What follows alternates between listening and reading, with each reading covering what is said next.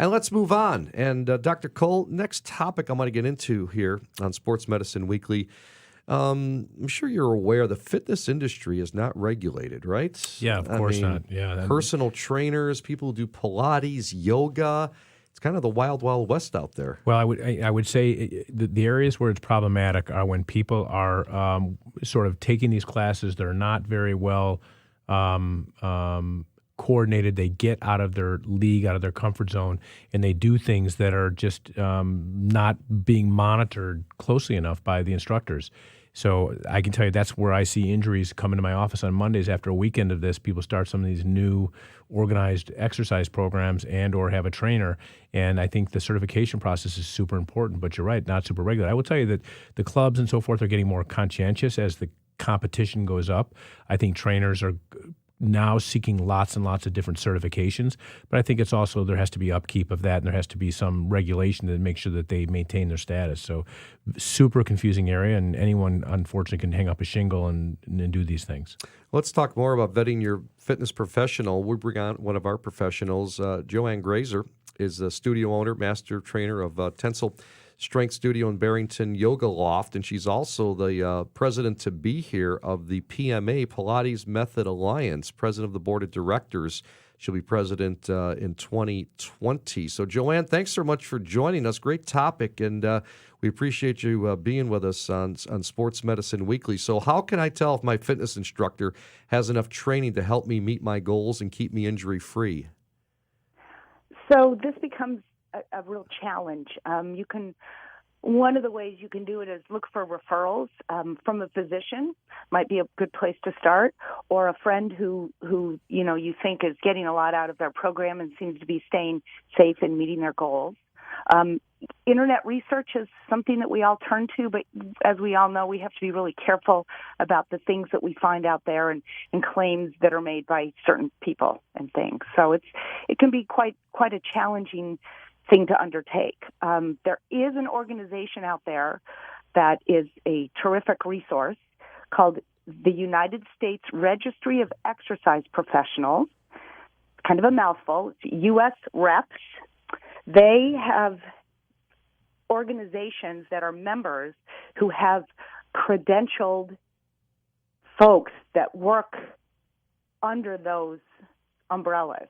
So in other words, there's organizations, I'm sure Dr. Cole's familiar with the American College of Sports Medicine, so they're part of the U.S. Reps. Sure. The National Pilates Certification Program, so that's in my area. American Council on Exercise. So there's about 6 member organizations that have their individuals who've been credentialed through those organizations listed as far as this database. That's a really great resource for the individual.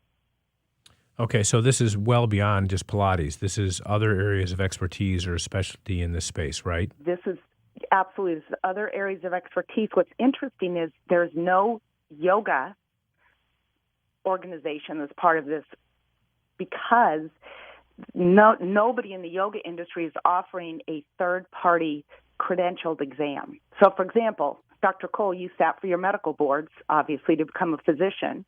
Physical therapist has to sit for boards. Everybody who is credentialed has to sit for boards. There's nothing in the fitness industry in yoga for that. Mm-hmm. So none of the yoga people have a true certification in the true sense of the word. Got it. So how has Pilates done it differently, and where have they participated in this? So the organization that I'm on the board with, the Pilates Method Alliance, is the largest membership organization in the world for Pilates. And they have 2 arms. They have an association, which is the membership side, and then they have the certification side. They're the ones that oversee this exam and all of the credentials that go along with it. So that's the resource that the public needs to know about in order to go to find somebody that's been properly trained in order to take on their challenges with their health and fitness goals. Got it. And Jo Ann Graser, again, our guest, she is the studio owner, master trainer of Tensile Strength Studio in Barrington Yoga Loft. I'm saying that correctly, aren't I, Jo Ann? Yes, you are. Okay. And what is your suggestion? We're almost out of time here, but, give us a website, some things that people can think about to make sure they vet out their fitness professional the right way. Absolutely. Well, the first place I would go is US Reps. That's REPS.org, usreps.org. They have a listing. You can go by area you're in and what kind of person you're looking for. Pilates, personal training, all those different types of fitness things that you're looking for. They give you a list of people. And then under those organizations, you have to go to their website. So, for example, you'd go to the Pilates Method Alliance, which I would be listed under, and then you could find my contact information if you were interested in Pilates. Neat. I love it. Great stuff. Hey, Jo Ann, I appreciate you sharing your expertise, and it's very interesting. The fitness industry is not regulated, so that's why you've got to vet it out and do it the right way, right? That's right, but it's coming. Regulations, I think, on the horizon, which will be good for everybody. Awesome. And Jo Ann, really quickly, your website for your studio?